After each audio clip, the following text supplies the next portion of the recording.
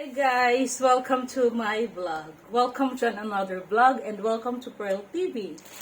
And in this video guys ay meron akong parcel na i-unwrap, okay? So ito ay in-order ko sa aking pinsan na nagla-live selling ng ukay-ukay. Shout out sa kanyang store, Kersh's Kikay, okay? Kasi last time guys, naghiga-higa ako, nagre-relax ako. Tapos, ay naghiga, naupo-upo ako sa mini office ko. Tingin-tingin, ay naka-live siya. So, nakapasok ako at nagbibenta siya nga. Ang mga paninda niya during the time is mga dress. So, ako mahilig naman ako sa dress. So, ayun. Kaya tingin-tingin ako ng ukay-ukay. Nood ako sa kanyang live for almost, I think, an hour. Ayan. So, nakapili ako ng tatlo na dress. Okay siya, guys. Maganda sa mga binibenta ni Prima is yung mga almost bago pa, may mga tags pa kasi yung mga okay niya minsan, hindi pa mga gamit. So tingnan natin to, i-review natin kasi 'di ba minsan iba yung sa nakikita mo sa video kumpara sa live, okay? Ayan. Mga maong to guys, mga denim. Ay, nagupit ko. Ay, nagupit ko siya. Grabe. Hindi naman masyado. Nagupit talaga siya guys, sayang. Ay, sayang.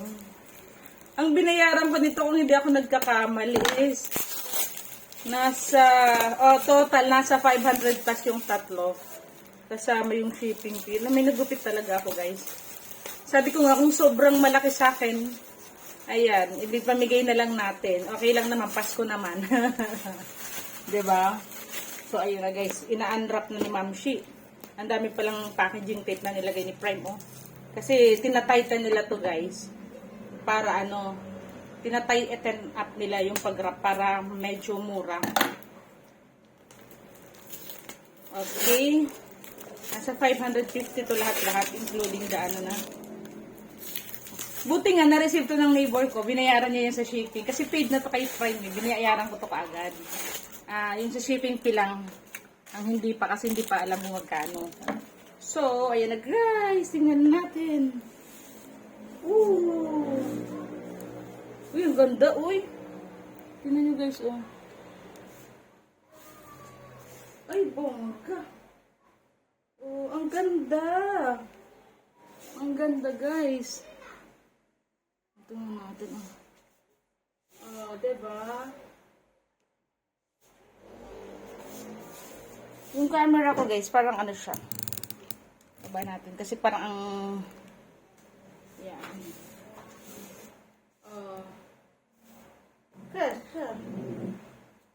Parang ang ano eh. Mabango siya. Pero syempre lalabhan pa natin to guys ng ano. Bababad pa natin to sa powder. Tapos, buhusan mainit na tubig. Maganda yung likod niya guys, oh. Susukatin ko, okay lang naman, 'di ba? Huwag lang naman isuot na ano. Para makita nyo na guys. Hindi ko naantayin pa yung ano kasi ngayon ako nasa mood eh. Suot natin. Sana hindi walang allergens to. Sana walang allergens na mag-cause ng irritation sa skin ko. Ako pa naman medyo na yung skin ko, yung arte. Yahoo! Eh, ang ganda. Ganda, guys. Eh, sakto talaga, guys. Uy. Oh, saan ka pa? Ito may problema lang siya dito, guys, sa ano. Sakto. Mag-high heel lang ako nito, guys.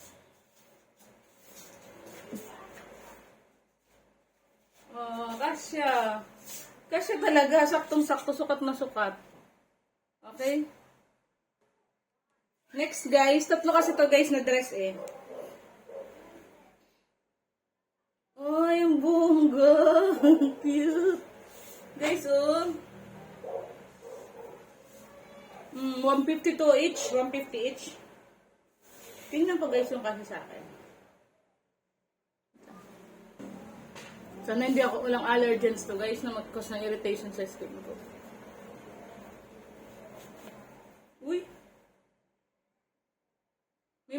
ako, pinamili pa nga ako sa kanya before eh. Ay, anong nangyari? Yan. Ay, dito naman sa kabila. Diyos me. Pa-off shoulder pa to, wait lang. Ayan, ayan, ayan guys.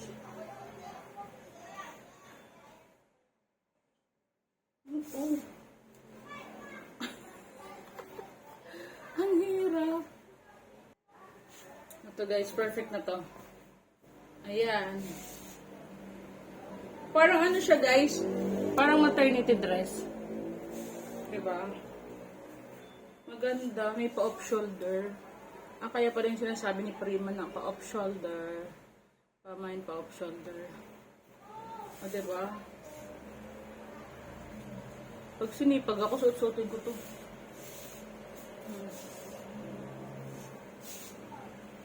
Diba?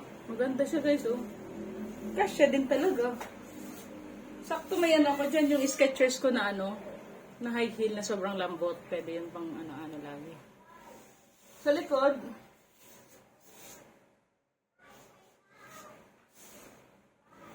I like it.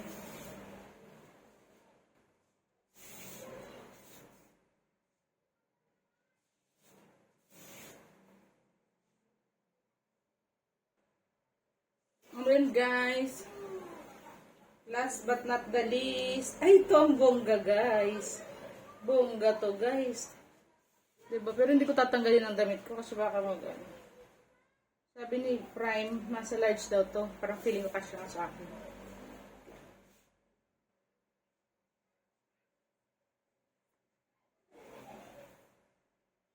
Ano naman siya guys? Feeling ko adjustable naman siya dito sa likod.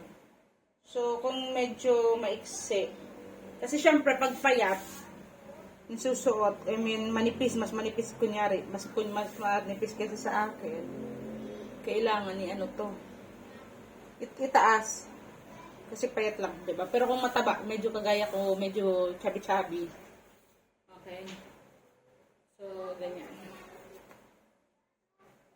Ay, bongga talaga, guys. I love this. Ay, ganda. Ang galing ko pumili. Pinoren sarili na. Guys, oh, di ba? Ang cute. Ayan, pili na kayo guys sa Kershaw's Kikay. Magaganda yung quality. Kung gusto ko pa i-lower siya. Like, pwede naman ganyan na, oh. Kasi kung ilo-lower ko pa masyado ng ano. Di ba? Maganda ba guys? Bagay ba sa akin lahat? Galing ano? Meron may nagupit ako. Okay? So, I hope you would love to give a like, comment, subscribe, and ring the bell button in order for you to see another unwrapping episode, okay? Si pinsan ko, from time to time, nagla-live selling siya guys sa Facebook. Ayan, kung mahilig kayo sa mga okay-okay, follow her Facebook page. Kershaw's Kikay. Sometimes she's selling pre-love, ano, mga okay na mga bed sheets, like that. Mga magaganda pa guys. Kailangan lang talaga ibabad sa powder ng matagal and then buhusan ng mainit na tubig. Okay, sabayan, thanks for watching. Love you all guys. God bless. Like and subscribe. 450 lang yon plus shipping fee ko na binayaran is 100 kasi iniwan dito kay neighbor. Nung taga Shopee, iniwan dyan. So, 71 pesos lang daw. Nahiya naman ako. So, syempre, I have to keep the change. I gave her the amount of 100 pesos. Sabi ko, sige na. Kasi I didn't utos naman her to pick up eh. So, sabi niya, ate, ni-receive ko kasi nga nasa party ako. I don't know na may parating na parcel. So, sabi niya, ate, I already paid 71 pesos for the parcel. Kasi sabi niya, naawa naman ako sa taga-deliver. Keep on knocking your door and no one opens. So, sabi niya, I paid. So, she said, she paid 71. Okay? So, yun. Binigyan ko na lang. Sabi ko, so keep the change na ako. I gave her the 100 pesos. Bye! God bless.